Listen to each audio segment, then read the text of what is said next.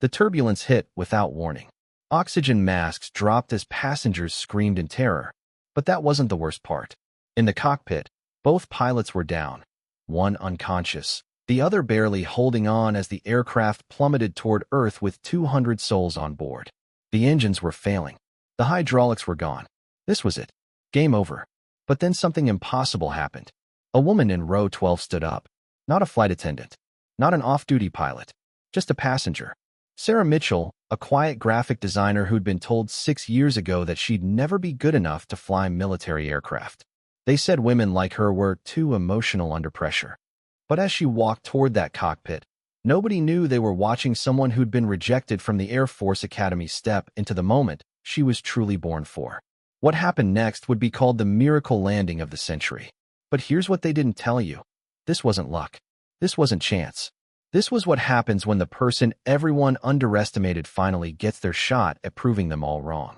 If you believe that our greatest failures can become our most powerful moments, hit that like button and tell us in the comments. Have you ever been told you weren't good enough, only to prove them wrong later? Subscribe to Everyday Quiet Heroes because what you're about to witness will show you that sometimes rejection is just redirection to where you're truly needed. Sarah Mitchell looked like any other passenger that Tuesday morning. At 32, she carried herself with quiet confidence, wearing a simple black blazer over jeans. Her dark hair was pulled back practically, and her laptop bag contained graphic design mock-ups for a Miami client presentation. Nothing suggested the extraordinary skills hidden beneath that ordinary exterior.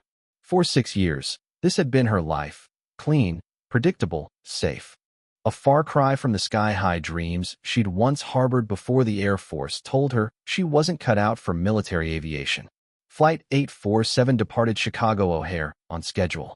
Sarah settled into her window seat, planning to work during the flight. The weather forecast showed scattered storms along the Gulf Coast, but nothing concerning. She had no idea that in less than 2 hours, those storms would become the backdrop for the most important moments of her life. The first trouble came crossing Tennessee airspace. Minor turbulence quickly escalated into something far more serious. Coffee spilled, laptops slid to the floor, passengers gripped armrests as the plane pitched violently through increasingly dangerous air.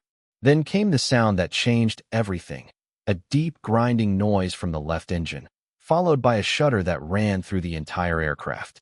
Sarah's trained ear caught what most passengers missed, the subtle change in engine pitch that meant serious mechanical failure. In the cockpit, Captain Ryan Brooks and co-pilot Marcus Webb faced their worst nightmare.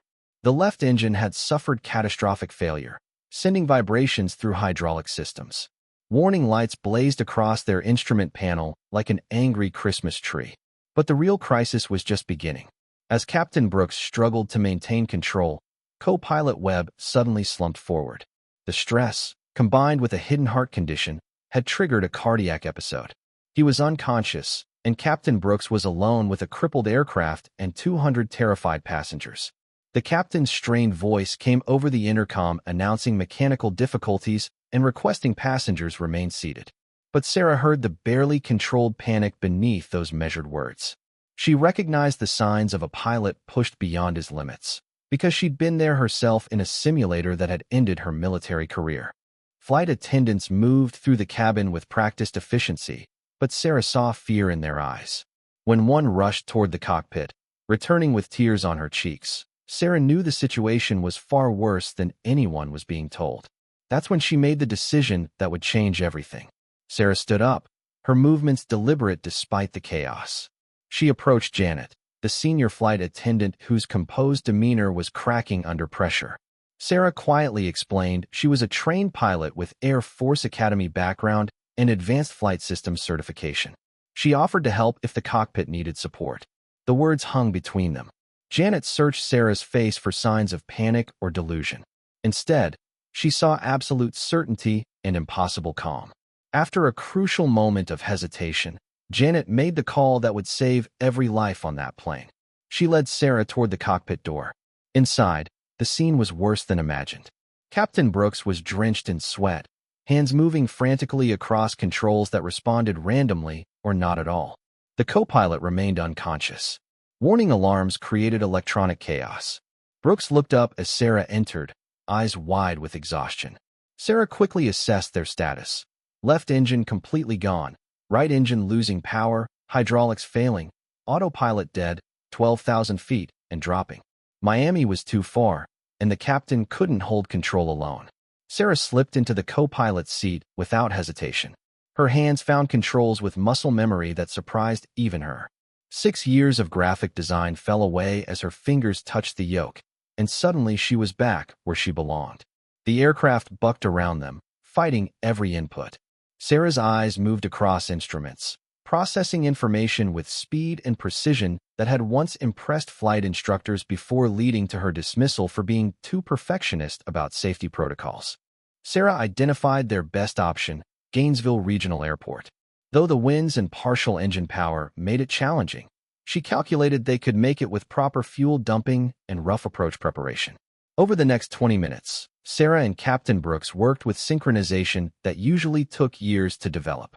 She handled complex calculations while he managed remaining engine power and communications with air traffic control.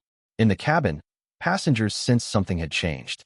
Violent shaking smoothed into controlled descent. Panic in announcements was replaced by steady updates. They didn't know their salvation had come from a woman told she wasn't good enough for pilot wings. As they approached Gainesville Regional Airport, emergency vehicles lined the runway. The storm was still raging, with crosswinds that would challenge experienced pilots under normal circumstances. Sarah's hands were steady as she helped guide the crippled aircraft through final approach. The runway appeared through storm clouds, rain-slicked and narrow, looking impossibly small for a commercial jet running on one engine. Sarah called out flap settings and managed landing configuration while Brooks handled throttle. Landing gear deployed and locked. Wind shear alerts triggered compensation adjustments. The plane touched down hard, bounced once, then settled with grinding screech of stressed metal and blown tires. Emergency vehicles raced alongside as they skidded to a stop just short of runway's end. In sudden silence, Captain Brooks turned to Sarah with pure amazement. In 23 years of flying, he'd never witnessed anything like her performance under pressure. Sarah's hands trembled as adrenaline faded, but she remained focused on crew resource management principles that had guided their successful emergency landing. As passengers evacuated via emergency slides, many stopping to thank the flight crew, Sarah quietly gathered her belongings. She had no interest in recognition or celebration. She'd simply done what needed doing when lives hung in the balance. But Captain Brooks ensured media knew a passenger had co-piloted the emergency landing. He told investigators about her calm professionalism and technical expertise. He made certain everyone understood Flight 847's survival was due to a woman rejected from military aviation for being too emotional under pressure. Within days, Sarah's story made headlines nationwide. Military officials who dismissed her faced uncomfortable questions about their selection criteria. Airlines reached out with job offers. Flight schools requested her as instructor. But the call that mattered most came from a young girl who'd seen the story and written that Sarah had shown her girls could be real pilots despite what others said.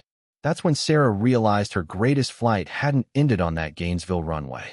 It was just beginning, in dreams of everyone who'd been told they weren't good enough. She established the Mitchell Aviation Foundation, providing flight training scholarships for women and minorities. She became an instructor at the same Air Force Academy that had rejected her, teaching that emotional intelligence and attention to detail weren't weaknesses in aviation, they were superpowers. Sometimes, on clear days flying training aircraft with nervous students, Sarah remembered that stormy afternoon when being underestimated became her greatest strength. When failure became foundation for triumph. When a passenger became pilot in the most important flight of her life. If this story moved you, if it reminded you that setbacks might be setting you up for comebacks, hit that like button and share with someone who needs to hear their time will come. Subscribe to Everyday Quiet Heroes for stories proving ordinary people are capable of extraordinary things. Because sometimes the person everyone counted out is exactly who everyone needs to count on.